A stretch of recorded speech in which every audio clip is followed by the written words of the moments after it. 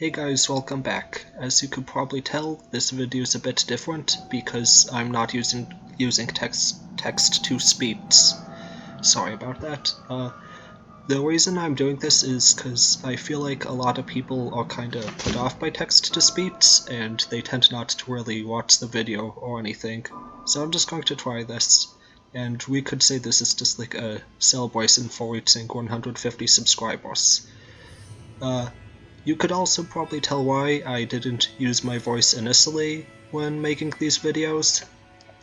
If you couldn't, it's because I have a bit of a speech impediment and I felt like that made the videos a bit hard to watch. But anyways, that's enough about that. Let's get into what today's video is about. The newest data pack I made is on the Pip-Boy from the Fallout series, specifically from Fallout 4. I chose to make this mainly because Fallout seemed like it was pretty popular again, and I thought it would be fun. Okay, anyways, let's get right into the showcase. In order to craft it, you're going to need... Oh, that's the wrong one. You're going to need a lot of things. But this is worth it though, because the Pip-Boy is pretty OP. You got to follow this exact pattern in the crafting table to make it, and the nether star is the most expensive part, but once you have it, you could go right on ahead and craft the Pip-Boy. As you can see, it's pretty... oh, sorry, let me take that off so you can see better. But yeah, as you can see, it's pretty stylish. I worked pretty hard on the model, and I like it. And in first person, it's like in the game, the menu. Anyways, this has a lot of useful different things, and what mode it's in is displayed above the hotbar. You could switch between modes by just holding Shift. Okay, to start off we have stats, which brings up the special menu. You could increase these stats every time you kill something, and you could increase it by 1. I don't know how to get rid of that little message there, by the way, but that will pop up whenever you do anything. But, as you can see, if you click again, it'll show you what it went up by, so I'm just going to click a couple things like that, and there we go. Each one of these has its own special little effects, like, for example, S gives you strength and resistance, and all kinds of different effects, really.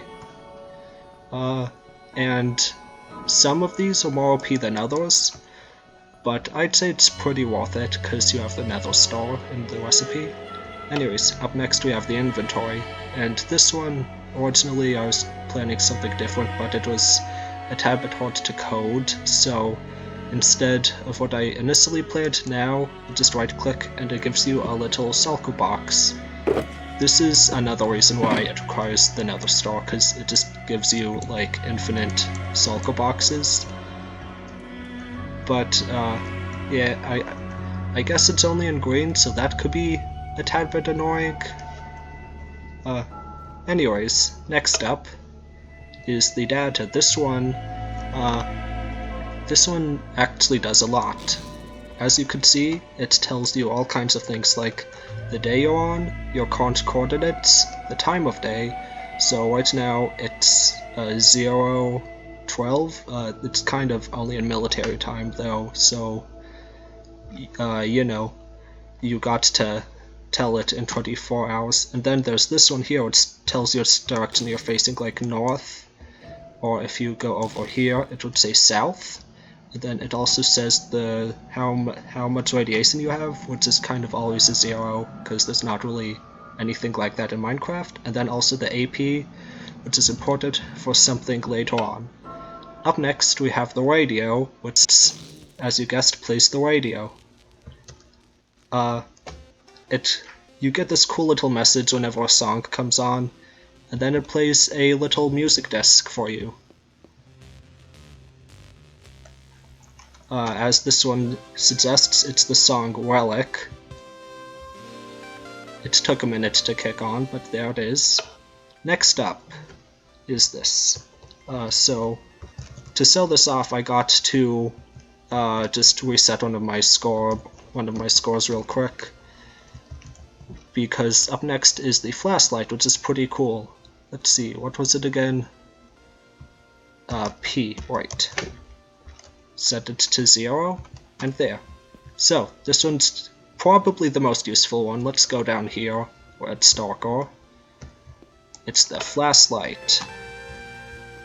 As you could see, it actually is a flashlight. It just sets a block of light to your feet and helps you see stuff. Like this chest. We wouldn't have found that without the help of the flashlight. See? Anyways, let's go back up.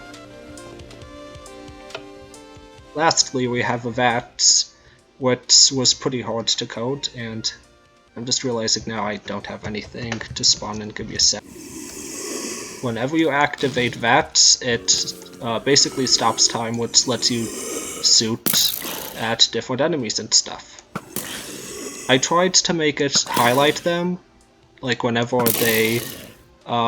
you looked at them, but that turned out to be really difficult to do, and I just couldn't figure it out for the life of me.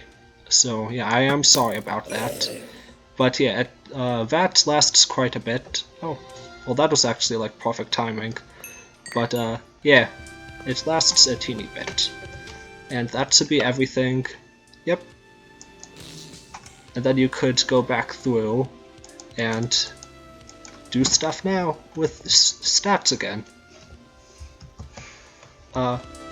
That's it for today's video, guys. I'm sorry if it felt a tad bit weird. Usually I'd be doing like all kinds of different cuts and stuff, but because this one was filmed with my voice, that was kinda harder to do. But yeah, anyways, that's going to be just about it for today's video.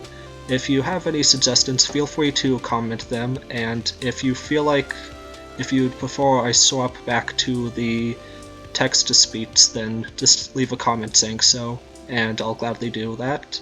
Anyways, that's all for today's video. See you guys later. Bye.